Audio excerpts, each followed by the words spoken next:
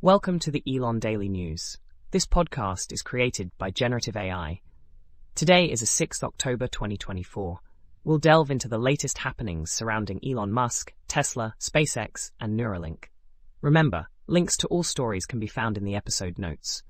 The content here reflects news items in public media and does not represent our opinions. Elon Musk's recent statement about not going to Mars if Kamala Harris becomes president has stirred up quite the buzz on social media. His comment seems to reflect his views on the political climate and its potential impact on his space exploration ambitions.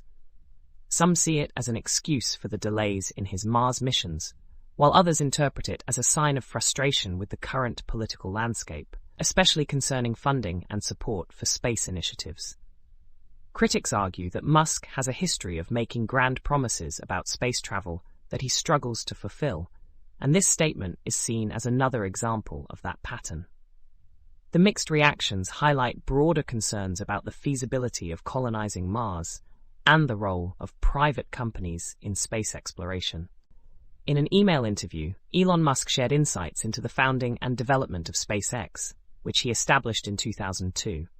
His goal was to create a two-stage, partially reusable rocket, the Falcon, designed to launch payloads to low Earth orbit at a competitive price. Musk emphasized the challenges faced by previous private rocket companies and the importance of having a critical mass of technical skill and sufficient capital. SpaceX has already secured paying customers for its initial flights, signaling a growing market for small satellite launches.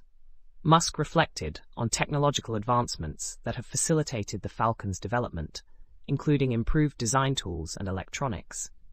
He also discussed the potential for a fixed launch schedule, similar to airline ticketing, which could benefit the small satellite industry. While his initial aim was to fund a Mars mission, Musk is currently focused on establishing SpaceX as a reliable launch provider. He remains optimistic about the future of private space travel, predicting a blend of government and private involvement in manned space missions within the next 5 years. Musk concluded by discussing the economic benefits of making the Falcon's first stage recoverable, highlighting the importance of reusability in fostering a new era of space exploration. That's all for today's episode of the Elon Daily News. We hope you found these insights into Elon Musk's ventures both informative and engaging. Don't forget to check the episode notes for links to all the stories we've covered. Join us next time for more updates on the ever-evolving world of technology and space exploration.